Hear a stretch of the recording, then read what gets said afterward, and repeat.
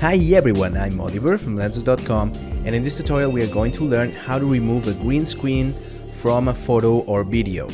Now, they are usually called chroma keys, and they can actually be any other color, not only green, alright? But the most used colors probably are green, blue, and magenta. The reason why we use those colors is because they are colors that are not usually present in the foreground. With the foreground, I mean the actors or whatever we put in front of the green screen, okay, or the chroma key.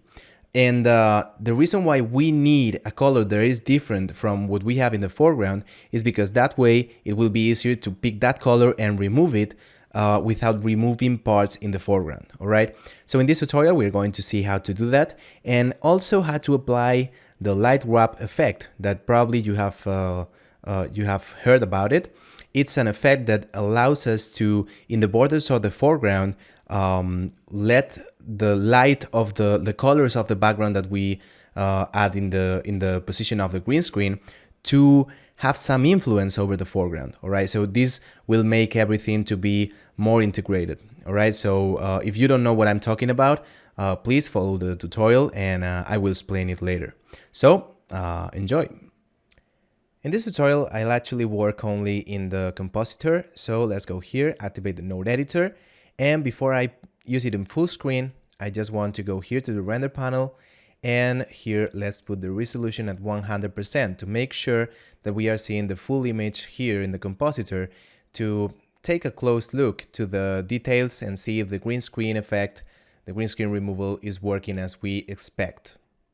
So let's put this on full screen, shift space to make it full screen, and activate here use nodes. Now I will select with the right click these render layers and press X to delete it because we are not going to render anything in this tutorial from the 3D space. I'm only going to retouch some images that I'm going to load now. I'll activate this backdrop so later when we add a viewer node we can see what we are doing in the background of the compositor, and I'm going to actually close this by dragging it to the top. Okay, and now I will load the images by just drag and dropping them from the OS folder. So there I have myself, and here I have the background I'm going to use.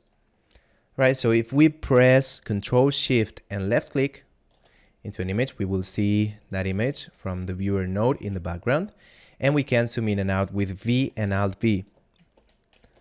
There you have it. Okay, so here you have a very serious me, which is quite strange for me. And if you knew me in person, this would be hilarious because I am never this serious. Okay, so this is what I made the joke. Okay, so what we see in the image is myself. I have a green screen behind me, but we have some parts outside the green screen that we need to remove as well. So this is, I made it on purpose, so in this tutorial I can explain how to remove the green screen and how to add a mask to that removal so we can remove the parts outside of the green screen. Okay, it's also usable if we have some markers in the green screen and we need to just delete them or whatever.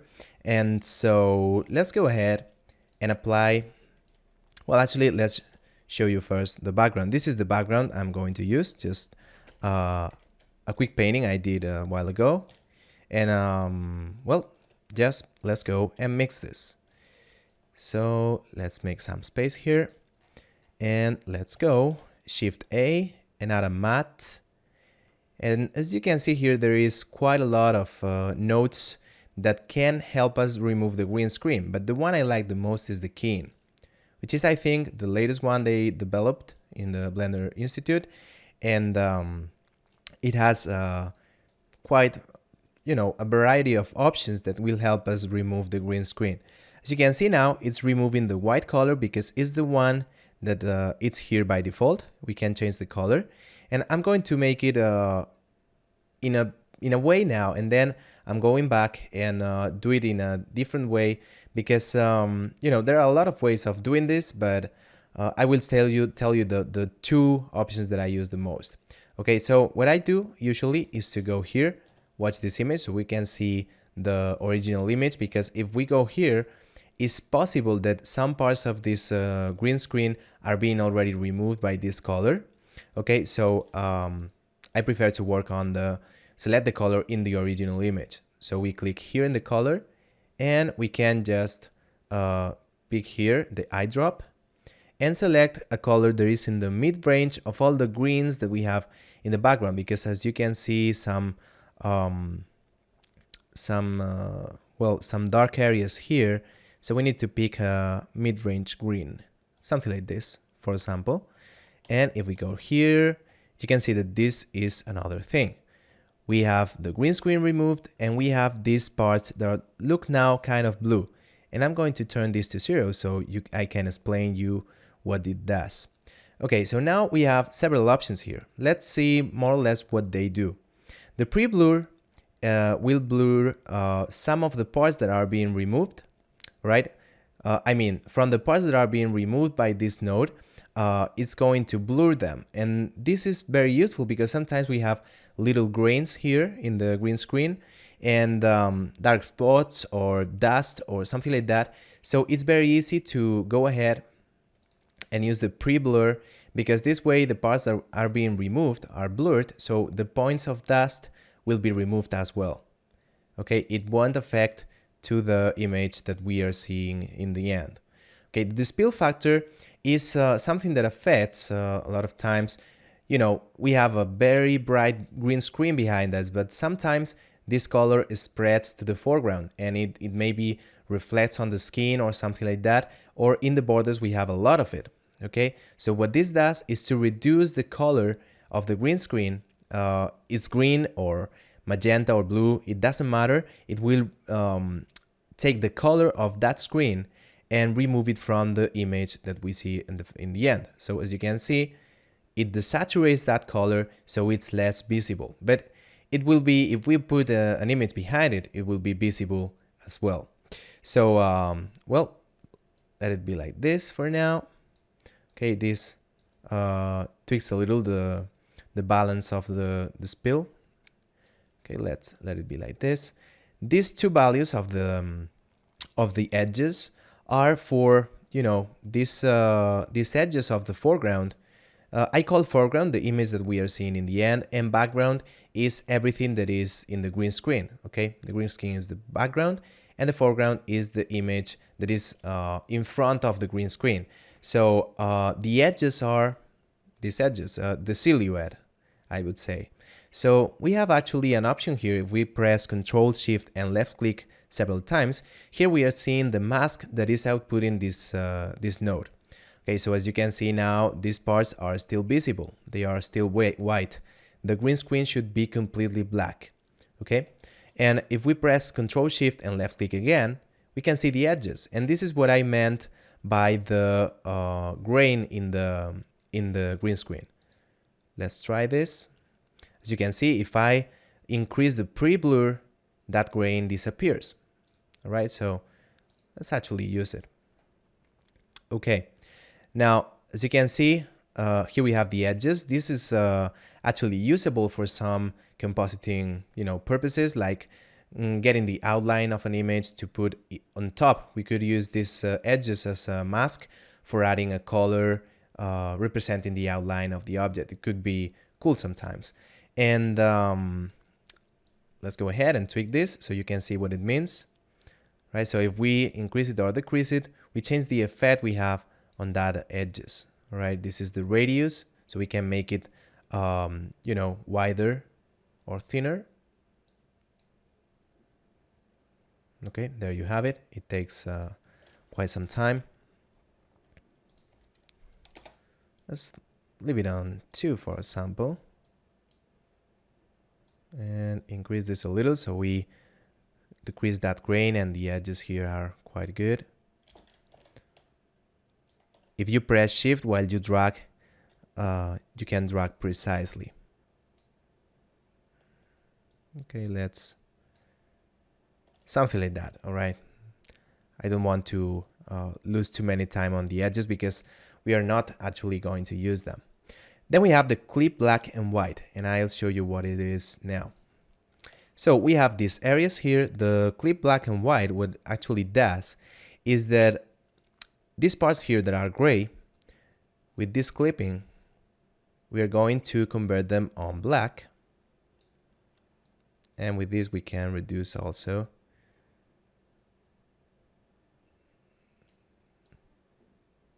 Okay, this is basically the white converts the gray parts into foreground, like this in white, and the clip black converts the gray parts in background, which is completely black.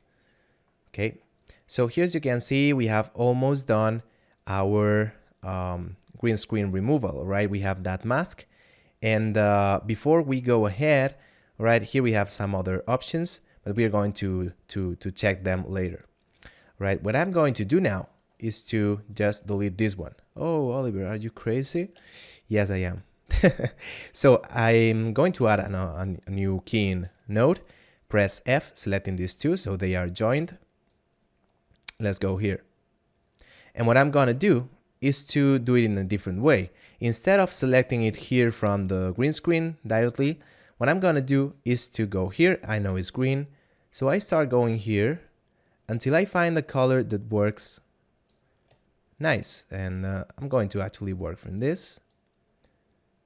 Okay, and here by tweaking it, you can see how we reach some point like this, where we have already a perfect match. Okay, so picking this this color works perfectly with this, and we have no grain, we have no anything. Of course, sometimes this doesn't work because we can have a lot of different tones in the background, right? In that cases, you may want to go ahead and select the color directly, or even apply another keying node before, after this one, to remove other color of the screen. Okay, this is used a lot. Okay, so as you can see, we get a nice result from this. And let's see now how to take only this part in consideration, so we can remove this white part from behind. Okay, so I just need a color, mix and plug it here. Remember, we are working with the matte output of the keying node. Okay, the image, this is what we would have at this point. Okay, we will work on this later. But for now, I'm going to work in this one. So let's add this one here. And what I actually want is to make, let's see, I want this to be on the top. Okay, and in the background, I want a black color. So I can just pick this part and leave this other part to be transparent, right? The outsides of the green screen to be transparent. So we let this black color in the background to appear in the foreground. All right, so in order to do that, I'm going right here and I will apply a matte box mask. You could, of course, load a custom mask, but in this case, as it's quite rectangular, I prefer to use a box mask. Okay, and now we can very easily go ahead and pick this one. And something is not working as expected. Okay, let's go here, and I forgot a step. Press Shift A, distort, scale, apply it here, and instead of relative, let's pick render size. All right. So this will be the render size of the image. Here we have this. Here we have, okay, this. So let's work on this. Let's work on this. So I can just increase this, the width, the height. Okay, something more. Here, bring it down until we make it fit there. Center it and increase the width again. So here, as you can see with the box mask, we are covering the black part that is affecting to the green screen. So this way, with this mask, if we go right here, as you can see, the mask is limiting the effect of this matte to this area. So the rest of the image will be completely black because we made here the background to be black. Okay, so with this we have already a quite interesting mask. Let's see now how to mix this all together to create our foreground and background image. So we can go right here and apply a color mix, and what I'm gonna do is to actually pick the image output from the keying node. And the reason I'm picking that and not the original one is just because this one is despilled, all right, with this spill value. Okay, so you can see this is the original output, but with this is despilled. So that's what I'm using this image and not the original one. All right, there is a node to despill, but I prefer this one. All right, so this way I have only a node and not a lot of them. Then what I do is to go ahead and to that mix node, I just put this in the background. And now, finally, what I do is to come here, pick this matte, and plug it on the factor. And here we have our mixed image. So I have myself, very serious, and I have the background. All right. So now what I'm gonna do is to organize this a little bit. And actually explain you some of the values here, because now we have an image in the background and these values here are easier to understand now. So selecting these three guys together, I press Ctrl J. So this way I create a frame, and it's you know, faster now to at a quick glance to see what is these nodes. Okay, so to these ones, press N to activate this, and here in the label, let's call it green screen. So now we see that these nodes are to create the mask from the green screen. Now we can activate here the custom color and put it on green, so it's easier to get. All right, and now also if we move the frame, it moves all the nodes inside it, of course. So now let's take a look at these few values that I told you. As you can see, we have a pretty nice result with the beard, hairs, and everything. And what I want to explain now is the feather and the delayed erode options. With the delayed erode, we increase or decrease the value. I mean the mask, okay? So sometimes it's very typical that if you look very close here to the border of the t-shirt, you can see some kind of a dark line, okay? And also maybe here in the borders of the ears. So what we can do is to just give a very slightly erode, okay, to -1. And as you can see here in this area, we remove that. But be very careful with this, because if you increase it a lot, this is what happens, okay? Here you can see that the mask is not completely perfect, but it doesn't matter because when it's on 0, it's almost imperceptible. And I'm pretty sure that with a little of pre-blur, we can get rid of it. But if we go to 0 here, you can see that the pre-blur is also blurring a little these hairs. So this is, here you need to considerate what the benefits and the cons are, okay? So in this case, I will prefer to not pre-blur it, or just pre-blur it on 1, but not lose this detail, because the points that you can see here in the face are not too much, okay? And okay, so let's put this on -1 to get this, and not much, because, well, actually I think I would need to do that, because with -1 this gets a little interesting with a lot of transparent dots. Let's try to change these edges.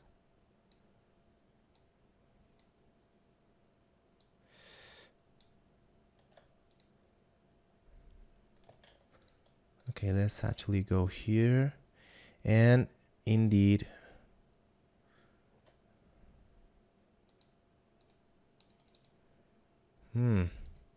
It's interesting because they are not visible here. It's pretty interesting.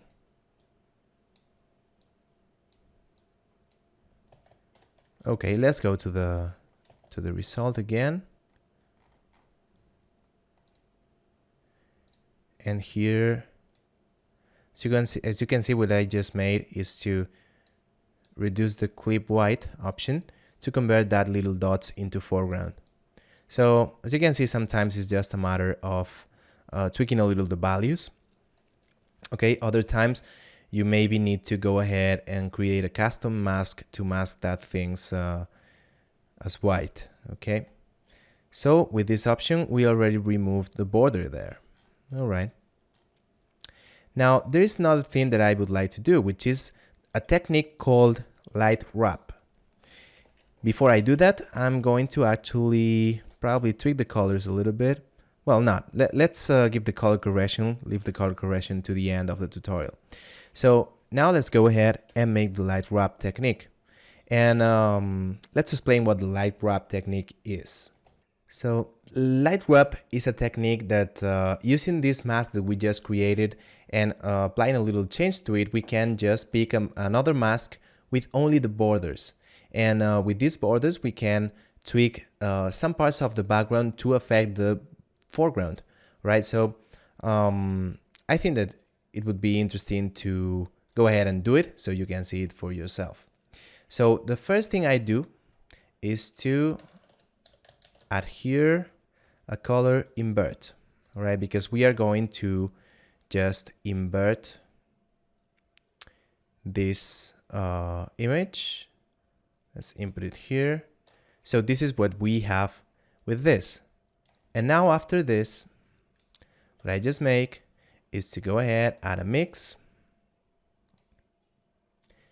put this on the foreground, and plug this one in the background. And what I do now is to apply this on multiply mode. As you can see, we get only the borders on white because we have this image on top of this image. And in multiply mode, only the black areas are being affected, are being applied to the background image. So what we can do now is apply here a couple of nodes to control this edges effect. And I will do that by going ahead and let's use, let me check,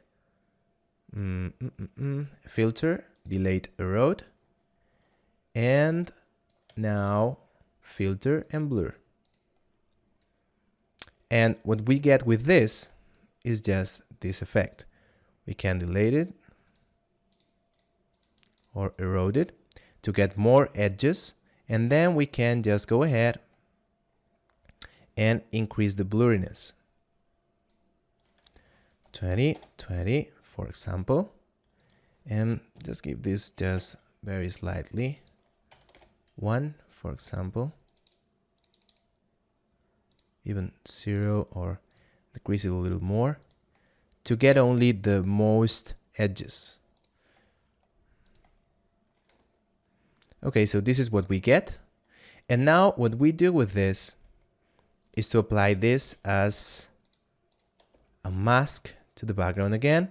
Let's just put this on a frame, and this frame will be called LightWrap, and the color will be like yellow. I like yellow for the LightWrap because it's some kind of light, you know, the sun. All right, and now what I do is to duplicate this mix and put this as the factor, put this as the foreground, as the background, sorry, and put this actually press shift and left click.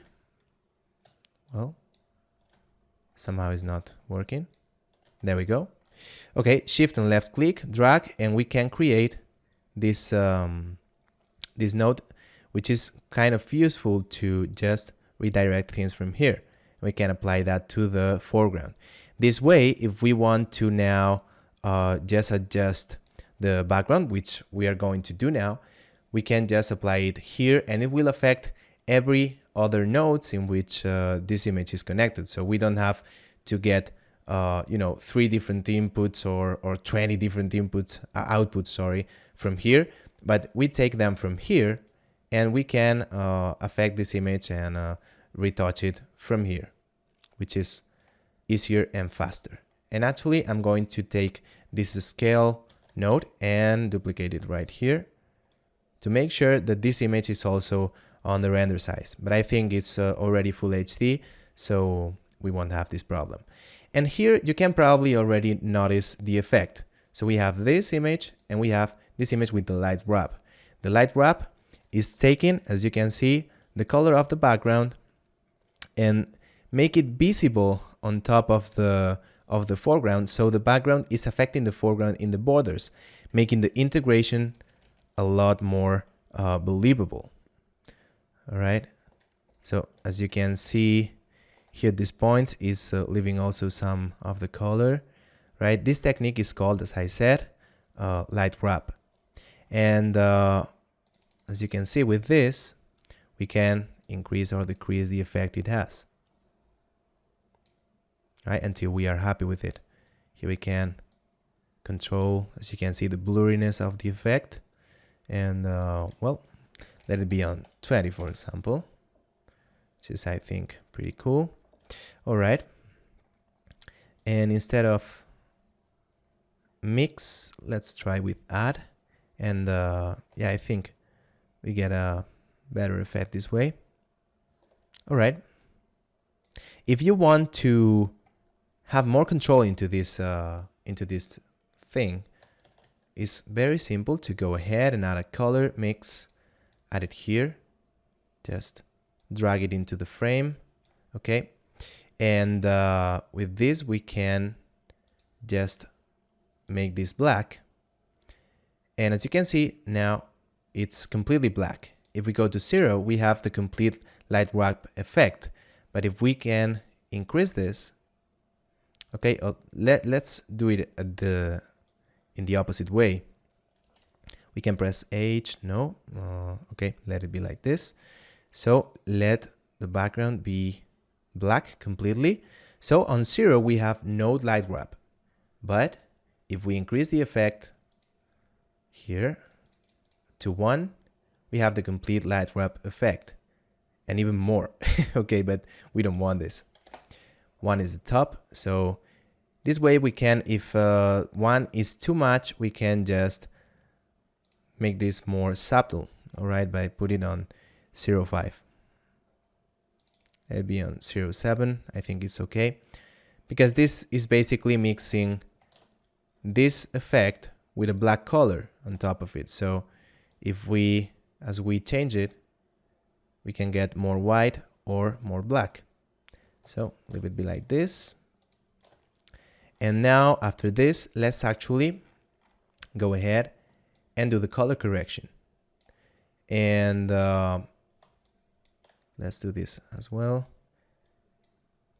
You can probably see that I use this a lot, and let me explain it again, because I think it's quite remarkable. Because here I have now from this point 2 outputs. The thing is that if I wanted to apply a color correction here, I would need to apply the color correction and then output to the viewer and output it again to the composite. I would need to, rejoin the thing, because let's actually make it better. Let's do it. So let's say that I apply a color RGB curves right here. Okay, so now as I apply the curves, I need to go back and join this again. Okay, in the other hand, if we have this, we can already go ahead and apply the RGB curves, and we have already the 2 outputs made. So we can, in this single joint, we can apply the effects that we want. So I think it's pretty useful. Okay, another thing that I usually do with these things is that this node here, let's call it green screen, or maybe background foreground, because it's the node that mixes the foreground and the background. Let's put it on green, Okay, and this one, as is the one that applies the LightWrapp effect, let's put it on yellow, something like that, and let's call it LightWrapp. This way, as you can see, if we look from here at a quick glance, we can know that this frame and this mix node are kind of related, and also these two guys.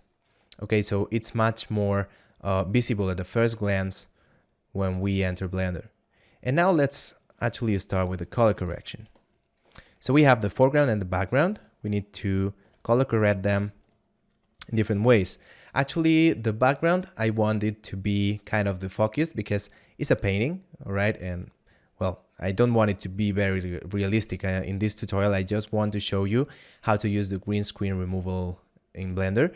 But anyway, what I want to do is to make it a little blur because we are probably focusing the camera in the character we have in the foreground. So let's do some kind of 10, for example. Let's try. Okay, this is not bad. So now we know that the focus of the camera is in the character. All right, we have the blur. Now let's go ahead and apply a color correction with RGB curves. And if you follow my tutorials, you know that I usually start by either adding contrast to this image or brightness, probably. Right? Actually, I'm going to make it a little darker. Right? So our character is brighter and it gets more attention. Yeah, I like attention, guys. What happens? Okay, and now I usually follow by decreasing the blue. Why? Because if we decrease the blue, we get more orange, and you know that I love the orange color. All right, something like that. And now I just need the same in the foreground, and I'm going to do that by going here, adding this here, and just putting this here in the foreground. All right. In this one, I have also the less blue, but make it actually a little brighter, as if the sun was being applied to me. Okay. Now maybe I can tweak a little the red colors. Okay, something like that. And now just to finish it,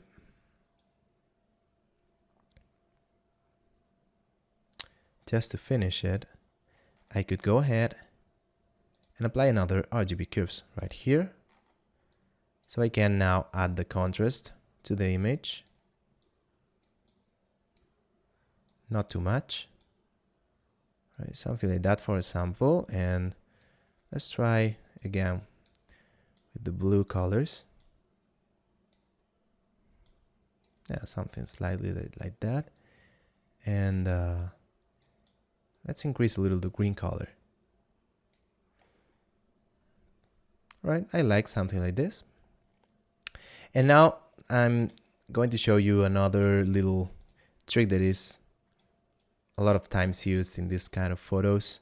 Well, actually not in these ones, but I used it a lot when I worked on wedding photos because it's you know, a very used effect. Let's apply a blur here. So here we have a blur and the normal image in the other part. And now let's just add a lot of blur to this image, something like this. And let's put this on 0.2, something like that. So this is probably too much, 20 maybe. This makes the image a little blurry, but just a little. So let's see the difference. Right, it's very slight, but well, this effect is very used to give like you know, kind of a fairy tale color look, or maybe a dream, you know, so it's kind of blurry. But well, let's make it very, very slight, very subtle, like this. And something happened here. Ah, okay, I just clicked here. Okay, no problem. Okay, so I think it's already done. I hope you learned a lot from this tutorial. You know, there is not too much to learn actually, but well, here now we could, for example, go ahead and put these ones in a frame, so we know that these nodes here into the frame are somehow related, all right, because they are all of them working together to adjust this image. So I think it's interesting to have them in a frame to very visually know that they are related, all right? So this thing of the frames is something that I use a lot, and I love it. I really love it because it's a great help when organizing the node tree. And since they came into Blender, I use them a lot.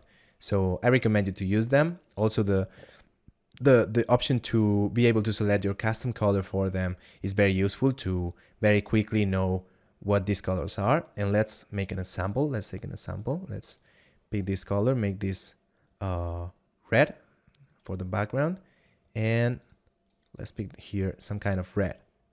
So right now we know that these nodes are related. Also, let's say that here this is the foreground. Let's put it on blue, for example, and this one is affecting the foreground. So we can go ahead and apply that color as well. So this way we know that is the foreground. Okay, these ones, for example, are Control J. These are to retouch the final image, and to know that, we can go ahead and apply, I don't know, an orange color, some kind of, well, magenta maybe, and let's go here and apply another magenta. So this way we know they are related. This is the final image retouch, and this is the final image. So now if we deactivate the backdrop, with a very quick glance to the node tree, we can see which things are related and how they work, all right? Much more than if we just throw the nodes there in any organization or disorganization possible, okay? So, well, I hope you learned something from this tutorial. I hope you enjoyed it. And, well, just say that the same I made it with a photo, you can of course do it with a video, all right? So if you have some moving video with a green screen, you can of course take the green screen out of the screen. All right, so see you soon in the next tutorial, and happy blending.